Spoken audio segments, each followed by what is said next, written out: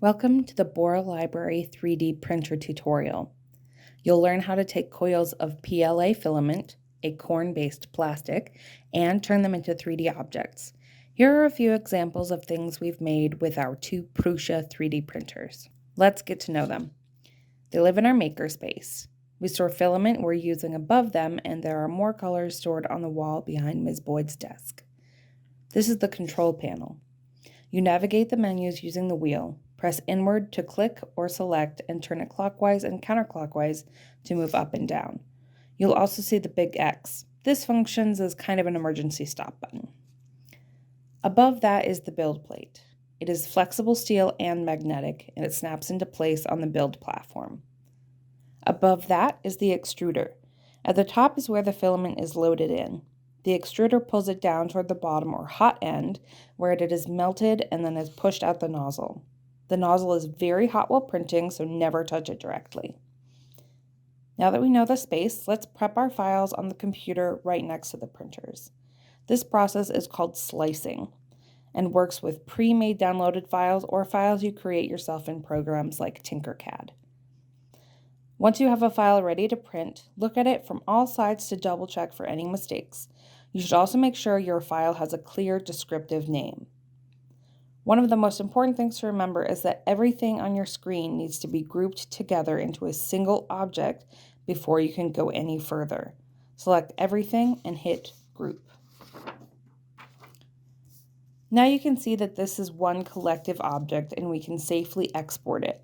When you click Export, choose the STL file type. This will automatically download and you can pull it onto the desktop for now. Shrink your browser window, open the Prusa Slicer program, and drag your STL file onto the digital build plate. You can find a shortcut to the Prusa Slicer on the computer desktop. Now you can see your file on a virtual version of the Prusa's build plate. I chose this type of design because it seems simple, but it requires something called supports. Anytime a file has an overhang, the printer can't print onto thin air, so it has to build scaffolding to support it. We can add those when we adjust the settings. The default print setting of 0.15mm quality works for most things while you're learning. The printer and the filament settings never change. Infill refers to how full or dense an object is. Few 3D prints are completely solid because it's a waste of print time and materials. This program automatically creates a partial filling like a grid, honeycomb, or waves to keep it stable. 15% is pretty standard unless you're printing something that needs to be extra strong or sturdy. When changing the setting for supports, you have two basic options.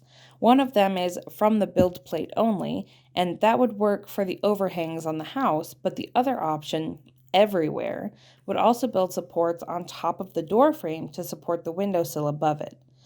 So we'll select everywhere.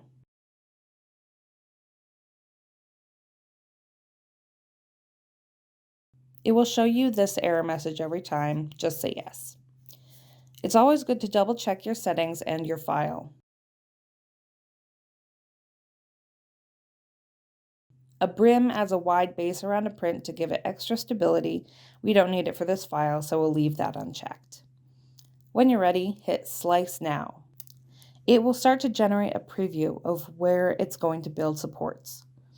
What it's doing right now is translating the 3D object into a series of layers or slices for the printer to use. Let's jump forward to when it's done slicing.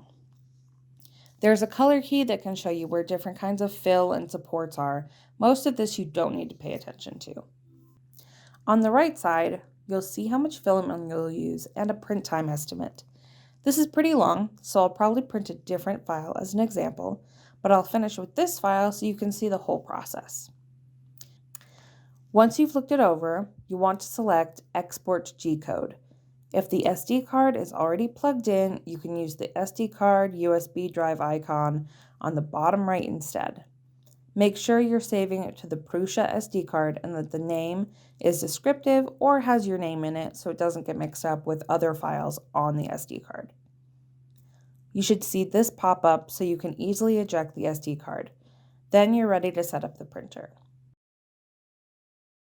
Insert the SD card with your file into the left of the printer's control panel with the metal teeth facing you, and then you can prep the machine for your print. To change the filament color to the one you want, you have to preheat the extruder to soften what's still in the extruder. From the control menu, select Preheat, then select PLA, and wait for it to preheat to around 215 degrees Celsius. Then click to open the menu again and select Unload Filament. Go up to the extruder and pull the old color out.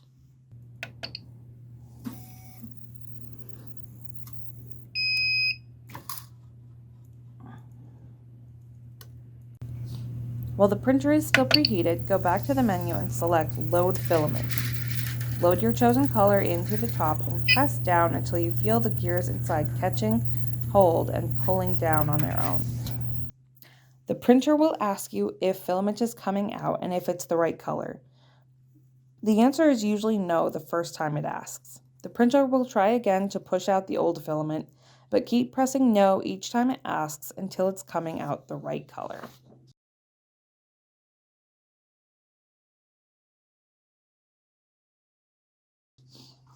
Now the color is right, so I can say yes. Time to prep the build plate. Put a layer of glue stick on the area you're printing in a crosshatch pattern. This helps your object stay in place during the printing process. Now we're ready to print. From the menu, select Print from SD, and then select your file name. The printer runs a little calibration when it starts every time. We recommend watching at least the first layer or the first couple layers to make sure everything is going smoothly. If something's going to go wrong, it'll go wrong here. We ended up printing a different file, a house designed by our library aide Travis, because it was going to take less time to print, but it still had support, so you'll be able to see what they look like. You can also see here a little of what I mentioned earlier, the infill pattern. You can see the house is mostly hollow, but it has an automatic pattern inside to give it structure. When your print is done, you can take it off the build plate or pick up the plate to flex back and forth until it pops off. You can see this file has supports for the chimney, windowsills, and garage door overhang that we'll need to pull off. They come off pretty easily, and I'll be able to smooth this with a small file or a heat gun. And one last tip to remember. If anything doesn't look right, it's best to pause or stop the print right away, and you can do that from the control menu. That's it. Have fun!